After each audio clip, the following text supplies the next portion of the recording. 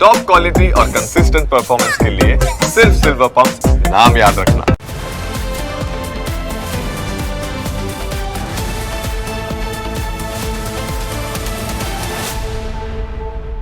સૌથી પહેલા વાત કરીએ ઠાકોર સમાજ સામે પડેલા ગબ્બર અને અર્જુન વિશે।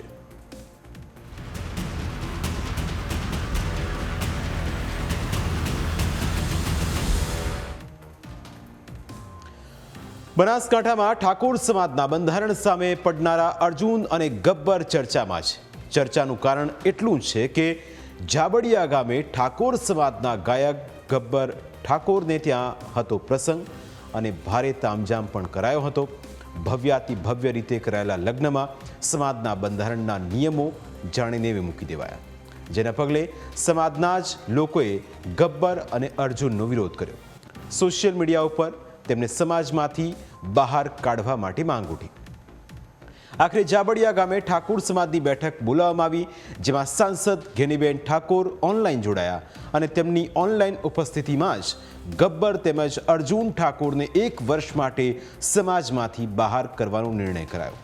બંનેને સમાજ દંડ પણ ફટકારશે। સમાજના આગેવાનોએ તેમના ફોલોઅર્સને પણ વિનંતી કરી છે કે તેઓ પોતાના એકાઉન્ટમાંથી તેઓને અનફોલો કરી દે।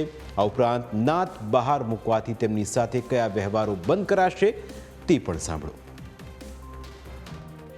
સમાજ તેમને 1 વર્ષ માટે જ્ઞાતિ બહાર એટલે કે નાત બહાર મૂકવાનો નિર્ણય કરે છે।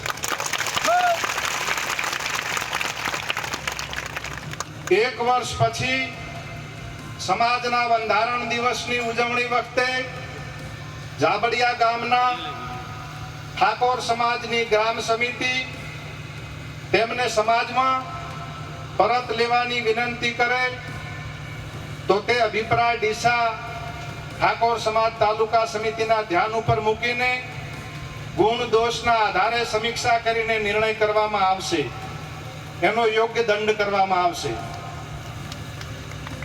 આ વ્યક્તિઓને સામાજિક, આર્થિક કે ધંધાકીય કોઈ પણ જાતનો સમાજે સાથ સહકાર આપવો નહીં અને સહકાર આપનાર વ્યક્તિ સમાજનો દોષિત ગણાશે।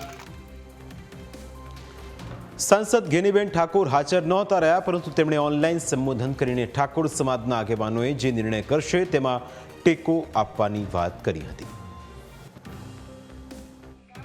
ભંગ કરીને આજે તમે એમ સમજો કે ભાઈ અર્જુનને અને ગબ્બરને બંનેને ખબર હતી કે સમગ્ર 3 જિલ્લાના ઠાકોર સમાજે સાથે મળીને આ બંધારણ બનાવ્યું છે અને એ દિવસે જાહેરમાં એવું કહેવામાં આવ્યું હતું કે આ મુદ્દાઓનો કોઈ પણ ભંગ કરશે તો એને નાદમારો કરવામાં આવશે, એની સાથે સામાજિક કોઈ વ્યવહાર કરવામાં નહીં આવે અને જ્યાં સુધી માફી નહીં માગે ત્યાં સુધી જે ગામની કમિટી હોય જાબડિયાની એ જે કે એ પ્રમાણે કરવાનું રહેશે।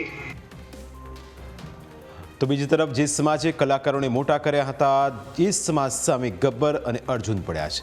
જે સમાજે તેમને પ્રેમ આપ્યો, જે સમાજે તેમના ગીતોને વધાવ્યા, જે સમાજે તેમનું નસીબ ચમકાવ્યું, જે સમાજના કારણે તેઓ રૂપિયા કમાઈને આગળ આવી શક્યા, સમાજમાં પ્રશંસાને પાત્ર બન્યા, તે જ સમાજ હવે ગબ્બર અને અર્જુનને વેરી લાગી રહ્યું છે। જે સમાજના કારણે ગબ્બર અને અર્જુનનું અસ્તિત્વ ટકેલું છે, તેઓને હવે સમાજના નિર્ણયો પસંદ નથી અને એટલે જ હવે તેઓએ સમાજ સામે લડી લેવાનું આહવાન કર્યું છે। ગબ્બર અને અર્જુનનું કહેવું છે કે ગામની અંદર બેઠક બોલાવી હોવા છતાં તેમને બોલાવવા નથી આવ્યા। તેમનું કહેવું છે કે સમાજ બંધારણ બનાવે અને બેઠક કરે તો તેની જાણ પણ કરવી જોઈએ, પરંતુ જાબડિયા ગામના બેઠક કરી છતાં ગ્રામજનો અને તેમને કોઈ પણ પ્રકારની જાણ કરવામાં નથી આવી। ગબ્બરે આહવાન કર્યું છે કે આવનારા સમયમાં તે મોટી બેઠક કરશે અને શક્તિ પ્રદર્શન કરશે।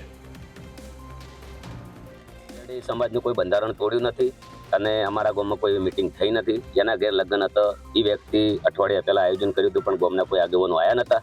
ઓલરેડી ગામ પહેલા હોય, ગામનું બંધારણ અમારે માનવું બી જોઈએ, પણ ગામવાળાની ડાયરિંગ ગામનું કોઈ બંધારણ કર્યું નથી અને સીધા સમાજવાળાને બોલાયા છે અને આજના દાડા સુધી સમાજ માટે જ રહ્યા છે। કોઈ સમાજની મીટિંગ એવી નહીં હોય કે અમારી હાજરી ના હોય, કોઈ સમાજનું કાર્ય એવું ના હોય કે અમારો ફાળો ના હોય અને જેટલા દાડા સમાજના આગેવાનો નેતાઓ બધા છે એમને જેટલી ઘડી અમારે કલાકારોની ઇન્સ્ટ્રુમેન્ટ સાઉન્ડ વાળાની જેટલા ઘડે જરૂર પડે એટલા દાડા અમારો યુઝ કર્યો દરેક મિટિંગમાં અમને બોલાયા અને અથવા અમારો કોઈ સાઉન્ડ રીતમવાળાને પૂછ્યા વગર એમને તાત્કાલિક નિર્ણય લઈ લીધો. ઓલરેડી સરકાર પણ કદાચ નોટબંધી કરે તો 6 મહિના 12 મહિનાનો ટાઈમ આલે છે બદલાવાનો, પણ અમને કોઈ એવું કર્યું નથી. અને કદાચ મારો વિરોધ આટલો બધો કર્યો, આટલું ડીજેનો બહુ વિરોધ કર્યો છે, આટલો વિરોધ કદાચ દારૂ માટે કર્યો હોત અથવા 150 મકાન તૂટ્યો તો આટલો બધો વિરોધ કર્યો હોત તો બહુ સમાજમાં ફાયદો થોત. અને ઓલરેડી ગદ્દાર, દેશદ્રોહી એટલું બધું ગુનો કર્યો નથી, એમને એટલો બધો હક પણ નથી કે મને આ શબ્દો. બેઠકમાં ધારાસભ્ય અમૃતજી ઠાકોરે પણ નિયમ તોડનાર સામે કાર્યવાહીની વાત કરી હતી. તેમણે કહ્યું હતું કે સમાજ મા અને બાપ છે, સમાજ જે કહેશે તે અમૃતજી ઠાકોરે પણ કરવું પડશે. જેણે બંધારણ તોડ્યું છે તેમને સમાજ કહેશે તે જ કરવું પડશે.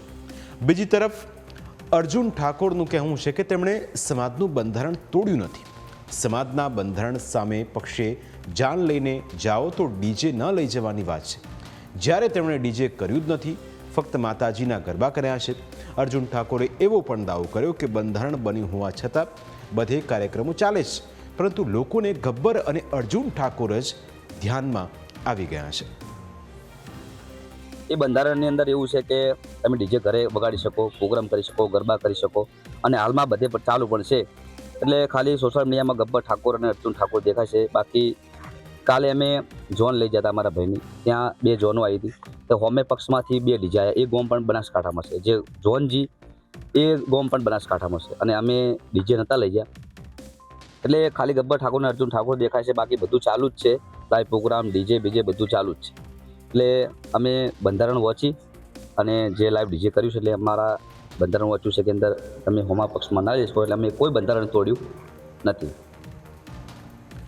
સમાજના નિર્ણય સામે ગબ્બર અને અર્જુન તો હાથ ખંખરીને ઊભા થઈ ગયા છે અને આગામી સમયમાં એક મોટી બેઠક બોલાવવાની વાત કરી છે. તેવામાં હવે આ વિવાદનો અંત કેવી રીતે આવશે તે પણ જોવાનું રસપ્રદ રહેશે, કારણ કે સમાજ હવે એકજૂટ થયો છે. બંધારણ બનાવ્યું જેનો અમલ પાકિસ્તાનમાં રહેતા ઠાકોરોએ પણ કર્યો છે, તો પછી જે બંધારણ જે જિલ્લાની અંદર બનાવવામાં આવ્યું એ જ જિલ્લાના આવા મોટા માણસો જો બંધારણનો ભંગ કરે તે ખોટો મેસેજ જાય તેવું હતું. અને એટલે જ બંધારણ બનાવનાર કમિટીએ એ નક્કી કર્યું કે ગબ્બર અને અર્જુન હવે સમાજનો ભાગ નહીં રહે. તેમને નાત બહાર કરવામાં આવશે. નાત બહાર કરવાનો અર્થ એ કે હવે તે સમાજના કોઈ પણ પ્રસંગમાં હાજરી આપી શકશે નહીં, એમની સાથે કોઈ નાણાકીય વ્યવહાર થશે નહીં. એટલે કે કોઈ પ્રસંગ હોય, નાણાકીય વ્યવહાર હોય અને તેમની સાથે કોઈ પણ પ્રકારની જે વાતચીત થશે તે પણ તેના પર પણ પ્રતિબંધ મૂકવામાં આવશે. એટલે હવે ગબ્બર અને અર્જુન પણ મેદાને પડ્યા છે. સમય કહેશે કે હવે ઠાકોર સમાજની અંદર શું નવા પરિણામો આવે છે. પ્રાઇમ 9માં સમય થયો છે બ્રેકનું. બ્રેક બાદ અન્ય મુદ્દા વિશે વાત.